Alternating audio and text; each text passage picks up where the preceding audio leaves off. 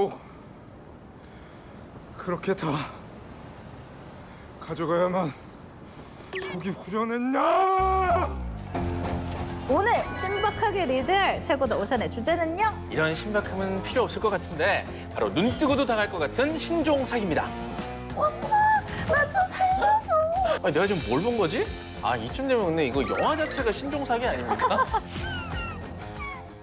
오피셜로 팩트체크. 뇌피셜로 취향 저격. BTV만의 월정액 서비스 오션에서 건져 올린 알짜배기 영화들만 모아. 흥미로운 비하인드까지 덤으로 얹어 전해드립니다. 안녕하세요. 영화를 쫀쫀하게 분석하는 기자 최정아. 영화를 신박하게 리드하는 크리에이터 리드무비 김종길 인사드립니다. 오늘 신박하게 리드할 최고다 오션의 주제는요? 이런 신박함은 필요 없을 것 같은데 바로 눈 뜨고도 당할 것 같은 신종 사기입니다. 이제는 영화인지 현실인지 모를 정도로 정말 기상천외한 사기들이 현실에서 일어나다 보니까 오히려 이 영화가 더 약해 보일 때가 있거든요. 그 중에서 이 영화로 보는 신종 사기 첫 번째는 보이스입니다. 내 돈 내놔라. 내 돈 내놔라! 이렇게 기쁘면 다 끝나는 거야! 우리 딸내미 수술비 할 돈이다! 내 돈 내놔라! 정신 좀 차리라, 이 새끼야! 여기 있는 사람들 다 돈 낸 사람들 아닌가? 영화는 보이스피싱 조직이 한 건설 현장 직원들을 낚으면서 시작이 되는데요. 이 전화 한 통으로 병원비부터 아파트 중도금까지 정말 수많은 사람들이 피해를 당하는데 전직 형사 서준이 이를 파헤치면서 벌어지는 이야기를 그립니다. 지난해 보이스피싱 피해액이 혹시 얼마인지 알아요? 얼마 전에 뉴스 봤을 때 한 뭐 1,000억 원 그 정도 되는 걸로 제가 본 것 같거든요. 아니 우리가 매번 조심하자 하지만 그런데도 파고드는 게 이 보이스피싱인 것 같아요. 무려 7,700억 원. 자꾸 늘어나. 진짜 많다, 진짜 많아. 그래서 이 영화 꼭 필요합니다. 과연 누가 어떻게 당하고 어떻게 이 사기 시스템이 이루어지는지 궁금하기 때문인데요. 보이스는 그 실체를 아주 자세히 다룬 영화입니다. 영화를 보면서 안타까운 게요. 그 주인공 서준의 아내가 이제 보이스피싱을 당하면서 시작이 되잖아요. 강미연 씨, 한서준 아내분 되시죠? 아, 예. 예, 공사 현장에서 사고가 났는데 지금 이게 일이 커져가지고 일하다가 인부 하나가 죽었는데 과실 책임이 좀 있어가지고 지금 서준이 경찰서에 있을 겁니다. 아마 전화 통화 안 되실 거예요. 저기요, 제가 확인을 한번 좀 해볼게요. 처음엔 전직 형사 출신 남편의 아내답게 먼저 공사 현장 사무실로 전화를 걸어서 상황을 파악하죠. 그런데 뒤이어 경찰서에서 전화가 걸려오자 더 이상 의심 없이 남편을 돕기 위해 송금을 하고 맙니다. 안 돼. 과실치사로 재판 가면 서준이 무조건 져요. 근데 지금 합의를 하면 얘기가 좀 달라지거든요. 그 제 법률사무소 사이트에 계좌번호가 나와 있거든요. 서류 넘어가기 전에 최대한 빨리요. 이쪽은 제가 어떻게든 해볼 테니까 일단 합의금을 좀 보내주세요. 보이스피싱 조직들이 이른바 깔때기 앱으로 중간에 전화를 가로채는 건데요. 상황 파악을 위해서 전화를 걸었을 때 전화를 받은 공사장 직원도 그리고 걸려온 경찰관의 전화도 모두 가짜였던 거죠. 전화를 정말 받는 사람까지 가짜면 이건 걸려줄 수가 없죠. 맞아요. 소름 돋네, 정말. 특히 이 영화를 꼭 봤으면 하는 이유가 우리 개인정보가 어떻게 범죄자들 손에 들어가는지 그리고 한국 현금 자동 입출 금기에서 현금이 인출되는 과정 그리고 환전소 작업 그리고 낚시용 대본의 이 설계 과정 등이 다 나옵니다. 배 작가 유학생 건 아웃라인 나왔어? 네. 저 유학간 자녀가 사고를 쳐서 합의금이 필요하다고 정했습니다. 이거 시장 조사는? 확인했죠. 그 필리핀 유학생들 범죄 증가율이 12% 상승했더라고요. 오케이. 팩트 체크는 구라의 기본이다잉. 네. 가족이 다 함께 보면서 같이 와, 우리 진짜 조심하자라고 할 수 있는 또 다른 의미의 가족 영화다라고 할 수 있을 것 같네요. 정아 씨는 보이스피싱 혹시 당할 뻔한 경험 있으세요? 저희 어머니한테 이 보이스피싱 전화가 진짜 자주 오는 편인데요. 한 번은 어떤 그 아저씨가 지금 네 딸을 우리가 잡고 있다. 저 여동생 이름을 얘기하면서 돈을 뭐 5천만 원을 보내지 않으면 딸을 뭐 어떻게 하겠다 이렇게 협박을 한 거예요. 근데 저 뒤에서 실제로 여자 목소리로 엄마 사람 살려 엄마 나 좀 도와줘 살려줘 이렇게 소리를 지르더래요. 근데 저희 엄마가 그렇게 애절하게 부르는데 전화를 뚝 끊으셨어요. 아 너무 안 똑같았구나. 아니 우리 집 부산말 쓰는데 아니 딸이 아 맞네. 맞네. 내 그 포인트가 여동생 있었네. 경상도인데 갑자기 엄마 나 좀 살려줘 이러니까 엄마가 저는 잘못 걸었는데요. 너무 정말 허술한, 너무 얕은 수의 피싱이었네요. 경상도 엄마들은 당하지 않지. 그러니까 이렇게 사실 꽤 많은 우리나라 국민들이 이 보이스피싱의 경험이 있을 거예요. 그 정도로 공감을 살 수 있는 주제인데 이 영화에 그래서 하이라이트라고 할 수 있는 장면이 있습니다. 단연 이 거대한 규모의 보이스피싱 본거지 궁금하잖아요. 네. 정말 구현을 했습니다. 정말 압도적입니다. 누구나 들어는 봤지만 누구도 알지 못하는 그리고 가보지 못한 이 보이스피싱의 거대한 실체를 보여주는 공간인데요. 변요한 씨 같은 경우에는 이 세트장에 들어가자마자 와 진짜 공포감이 느껴졌다라고 얘기를 할 정도로 리얼하게 만들었죠.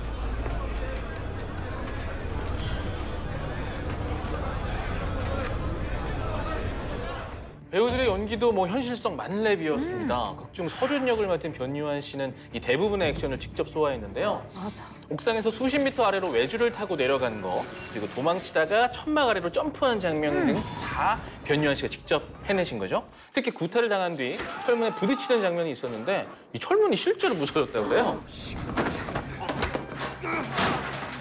변요한 씨가 이렇게 온 몸을 던지면서 액션을 완성했다면 극악무도한 이 곽프로 역의 김무열 씨 구강 액션으로 관객들의 분노를 유발합니다.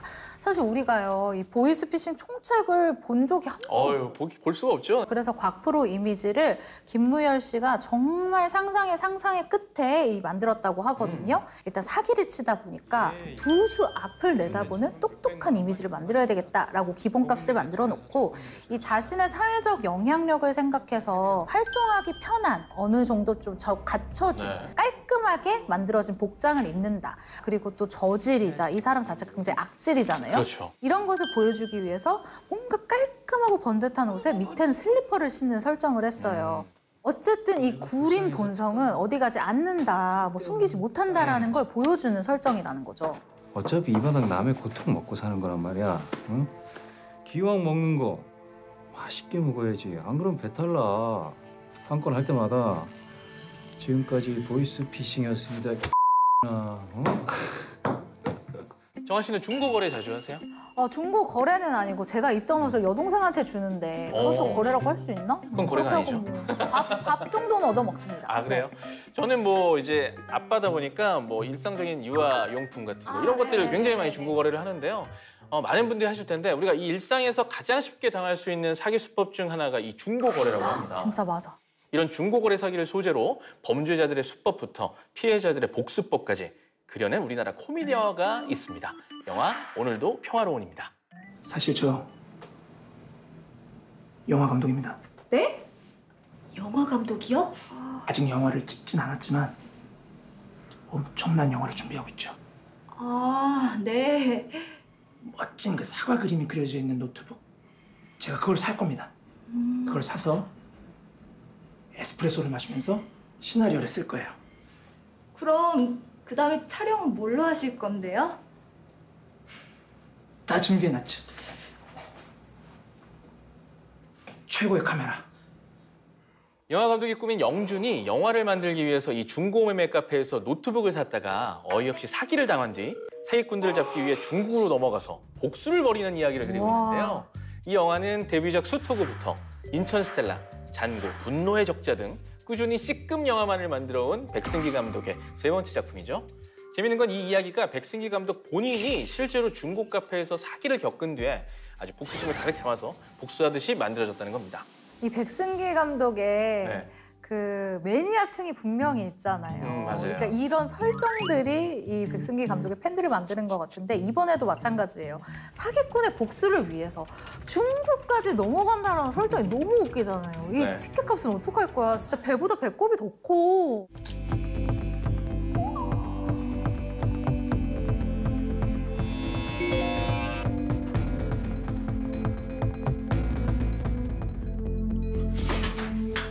백승기 감독은 돈이 없어도 영화를 찍을 수 있어야 한다. 없으면 없는 대로 그 안에서 최선을 다하자라는 제작 철학이 있다고 합니다. 멋져.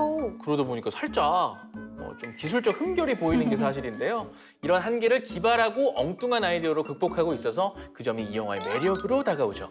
가장 기억에 남는 장면이 뭐예요? 아, 저는 진짜 이 장면 보고 너무 빵빵 터져가지고 웃겼는데 주인공 영준이 이 사기꾼 일당을 잡기 위해서 중국으로 넘어가는 장면이 있어요. 근데 뭐 인천항도 아니고 갑자기 인천역에서 이게 모이거든요. 그리고 이걸 배를 타고 중국으로 넘어가는 것처럼 보여줘야 되는데 이걸 어떻게 보여주나 가만히 보고 있었더니 이 인천역 반대편이 차이나타운이잖아요. 네. 인천역에서 갑자기 카메라를 팬하더니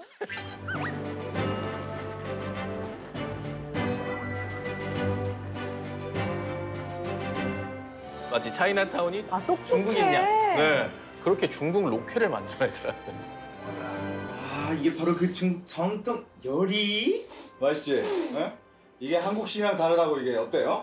이 장면을 보고 순간 내가 지금 뭘 본 거지? 이런 생각이 들 정도로 정말 오한이 벙벙하면서 막 웃음이 터졌던 기억이 있습니다. 이런 걸 보고 기자로서 만약에 제목을 뽑는다면 뻔뻔하게 웃긴다라고 제목을 썼겠죠? 그 뒤로도 이런 뻔뻔함은 계속됩니다. 영준이 위기에 처했을 때 구해줬었던 이 탕수육 가족의 뻔뻔한 중국 대사도 웃음 포인트죠. 정식이상.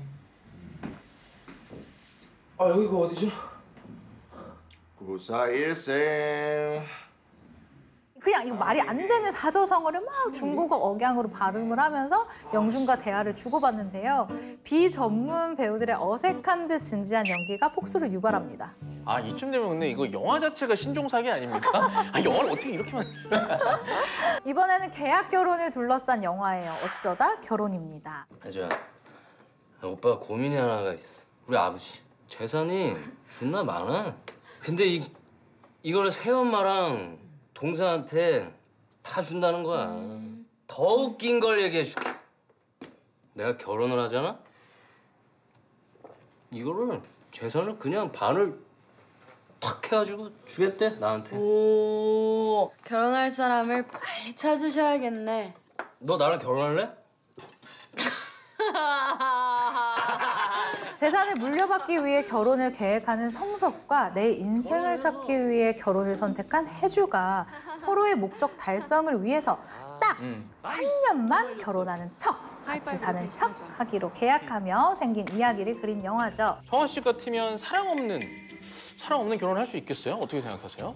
불타는 사랑까지는 아니어도 근데 좋아는 해야 할 수 있을 것 그치. 같은데. 맨날 봐야 되는데. 어떻게 해야지? 계약 결혼은 어떻게 보면 사실 영화에서 좀 한물간 진부한 소재잖아요. 그런데 꽤 현실적으로 그려냈더라고요. 이런 영화들 보면 보통 이제 서로 사랑에 빠지고 해피엔딩으로 끝나는 게 일반적인데 뻔하지, 이 어쩌다 결혼은 그런 클리셰가 없습니다. 이 사랑 없는 결혼, 심사숙고 없는 결혼, 회피 목적의 결혼은 결코 좋은 결과를 낼 수 없다는 걸 보여주는 거죠. 등장인물이 자신들에게 닥친 난감한 상황을 하나하나 풀어나가는 게 이 영화의 주요 재미 포인트입니다. 그러니까 10시에 미연이가 땅콩을 집어먹고 배가 아프다고 막 난리를 치면은 혜주 씨랑 나랑 둘이서 미연 씨를 들쳐업고 응급실로 간다. 그럼 혼인신고 얘기 나오기 전에 깔끔하게 뒤풀이 조기 종료. 갑시다. 갑시다. 그리고 영화의 하이라이트 장면이라면 뭐니 해도 이 가족과 친구들한테 들키지 않고 결혼식을 올려야 하는 이 마지막 관문이에요. 웨딩 파티씬이죠. 일단 우리 오빠들이 문제니까 큰 오빠를 제 옆에다가 앉히고 차례대로 딱딱 그리고 우리 엄마를 여기 끝으로 앉힌 다음에 옆에서 미연이가 커버 치는 걸로 하면은 퍼펙트죠. 정말 예측 불허한 상황들이 쫀쫀한 긴장감을 주는데 일단 이 영화에 출연하는 거의 모든 인물들이 모인 장면이라는 것 자체가 하이라이트입니다. 또 이 장면을 위해서 제작진과 배우들이 4일에 걸친 시간을 동고동락하면서 촬영을 했는데 진짜 연기 잘하는 배우들이 하나의 딱 식탁에 모여 앉아서 바로 받아치고 이런 이 호흡이 전 너무 좋았어요. 이거 아주 귀한 술인데 제가 오늘이 마침인 것 같아서 좀 챙겨봤습니다. 잔 주십시오. 아유, 이가 진짜 놀 줄 몰라. 가득 채워요. 아, 그렇구나. 자, 저승까지 함께하길 위하여! 더 놀라운 건 여전히 핫한 듀오 청담부부라고 불리는 배우 이정재, 정우성 씨도 이 영화에 출연했다는 겁니다. 너무 좋아. 직접 기획에 참여한 작품이라서 출연 역시 기꺼이 동참했다고 하네요. 이 헌트가 태양은 없다 이후 23년 만의 재회라고 하잖아요. 아닙니다. 훨씬 먼저 두 사람이 뭉친 작품이 바로 이 영화죠. 각각 변호사와 경찰로 나와서 씬을 스틸하는데요. 5분 드릴게요. 그 사이에 안 오시면 딱히 2개 끊습니다. 두 분께서는 어느 한쪽의 일방적 규칙 사유로 이혼을 하시더라도 재산 분할에 대한 권리를 포기하시는 걸로 합의하셨습니다. 사기의 첫 단계가 뭔지 아세요? 사기의 첫 단계. 제가 생각할 땐 이 바가지가 아닌가 싶어요.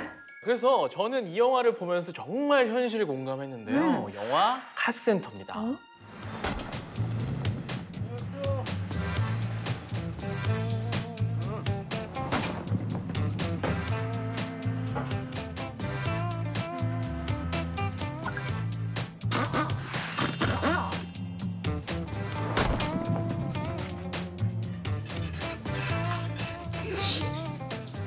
북도변에서 대응 카센터라는 아주 작은 카센터를 운영하는 재구와 순영 부부가 이 지나가는 차량들의 타이어 펑크를 유도해서요 수리비를 뜯어내는 이런 범죄를 저지르면서 벌어지는 이야기죠. 이런 일이 좀 있을 것 같기도 하다라는 생각이 드는 게요. 이 영화의 모티브도 하윤재 감독이 10년 전에 타이어 펑크로 들린 카센터 주인과 나눈 대화를 생각하면서 좀 아이디어를 얻었다고 합니다.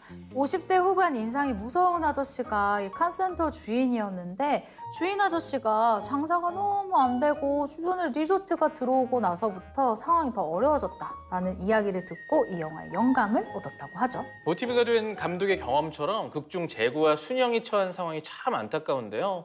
카센터는 손님이 하나도 없고요. 주변 공사 차량이 수시로 먼지바람을 일으켜서 이 피해를 입고 있는데 그에 대한 합당한 보상도 받지 못하고 있죠. 게다가 카센터의 실질적 주인인 순영의 아버지가 재구를 사위로 인정하지 않으면서 하루빨리 자리를 비우라고 압박하는 상황이었습니다. 그만 좀 해. 그 얘기 언제까지 할 건데? 시끄럽다 그만. 잠만 말고 이달 말까지 가게 비우고 아랫방으로 들어온다. 가세는 점점 기울어지고 이런 극심한 곤궁함이 이들을 범죄에 눈뜨게 한다는 게 참 씁쓸하더라고요. 왜 옛말에 바늘도둑이 소도둑 된다라는 말이 있잖아요. 맞아요. 처음에는 이 부부도 바늘 정도로 범죄를 시작합니다. 읍내차 수리는 이 경쟁사이자 지역 유지, 문사장한테 다 뺏기니까 타지에서 온 여행 차량이라도 이 수리를 해야 되겠다라는 생각에 공사장 부품을 밟고 이 타이어가 펑크난 외지 차량을 수리를 하면서 바가지를 씌우는 방식으로 처음엔 소소하게 사기를 칩니다. 얼마 드리면 되죠? 한 짝에 25만 원씩 해가지고 50만 원 주시면 되겠네. 아 무슨 타이어 하나에 25만 원씩이나 해요. 아유 급하다고 그러셔갖고 제가 출장까지 빠지고 봐드린 건데. 아 무슨 바가지 씌워도 정당해. 그런데 재구는 바가지에서 끝내지 않고요. 본격적으로 타이어 펑크를 유도합니다. 공사장에 있는 이 금속 조각들을 새벽에 몰래 도로에 이렇게 뿌려놓고 그 덫에 차량이 걸려들기를 기다리는 거죠. 그런데 이 수법이 이 금속 조각이 막 고정돼 있지 않고 여기 돌아다니니까 복불복이잖아요. 누구는 터지고 안 터지고. 맞아. 이때부터 더 이제 강한 방법을 사용하는 겁니다. 아예 도로에 날카롭고 강직한 못을 박아버리는 거죠. 이러면서 점점 부부에게 불행이 다가오는데요. 이 욕망의 산물이 사람의 본성을 어떻게 망가뜨리는지를 보여주죠. 아이고, 어미가 차 치신다. 왜 그 핸들을 그래 꺾었을까? 아니 갑자기 펑 하면서 제어가 안 되더라고요. 미쳤어! 왜 그래? 집을 왜 찢어? 왜 그래? 왜 그러냐고! 아씨 진짜. 왜 이래? 왜 이래? 하지마! 괜찮아.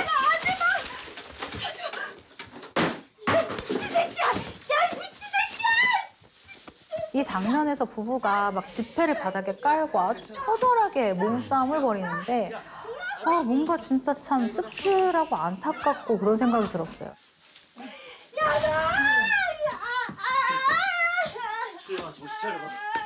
다음 영화는 가족 전체가 사기단이에요. 영화 제목도 수상한 가족이죠. Neighbors. 이 수상한 가족은 겉으로 완벽한 가족처럼 보이지만 알고 보면 완전 남남입니다. 제품 홍보와 구매를 위해서 만들어진 가짜 가족, 일명 PPL 가족이죠.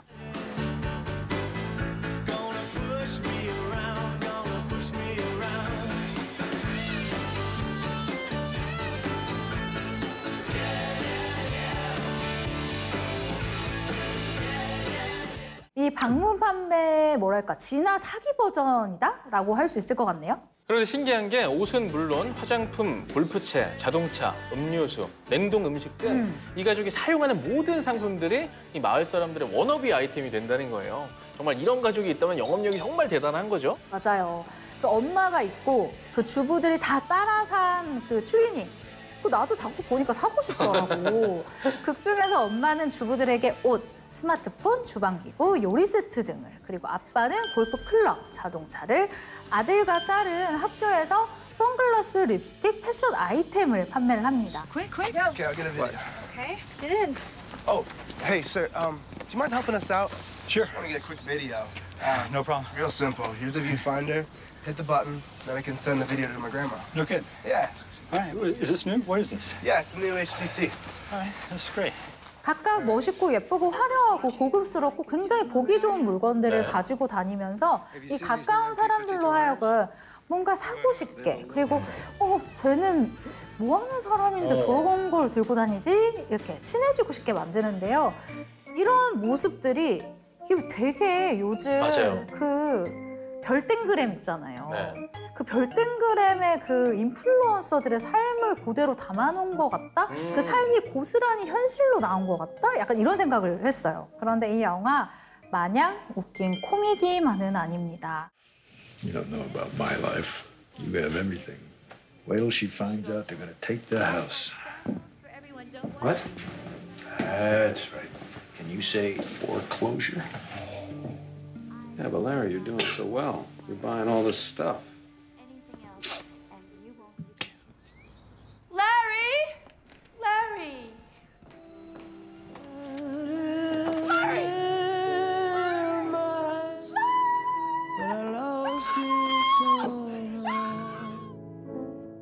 SNS 보다 보면 남들은 너무 화려하고 너무 맨날 행복하고 너무 잘 살고, 근데 나는 지금 혼자서 라면 끓여서 먹고 있고, 순간 이 모습이 딱 겹치면서 남들은 다 이렇게 행복하게 사는데 나만 이렇게 초라한가? 라는 생각이 들 때가 있잖아요. 여러분, 이 영화를 보시면 그런 생각이 싹 사라질 거예요. 오늘의 최고다 오션, 눈 뜨고도 당할 것 같은 신종사기를 주제로 사기 백신 영화들을 만나봤는데요. 오늘 주제에 대한 기자 최정아의 미디 헤드라인은요. 피싱범도 허위 매물도 없는 청정지역, 최고다 오션. 크리에이터 리듬을가 꼽은 최고의 프레임은 바로 이 장면입니다. 120명의 명의가 도용된 중대 안건이기 때문에 수사에 잘 협조해 주십시오. 네, 곧 담당 사이버 수사팀에서 연락할 겁니다.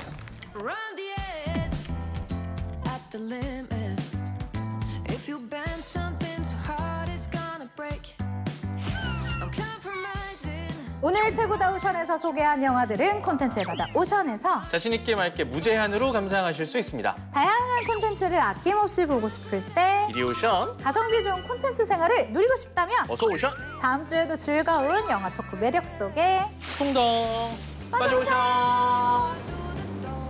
빠져.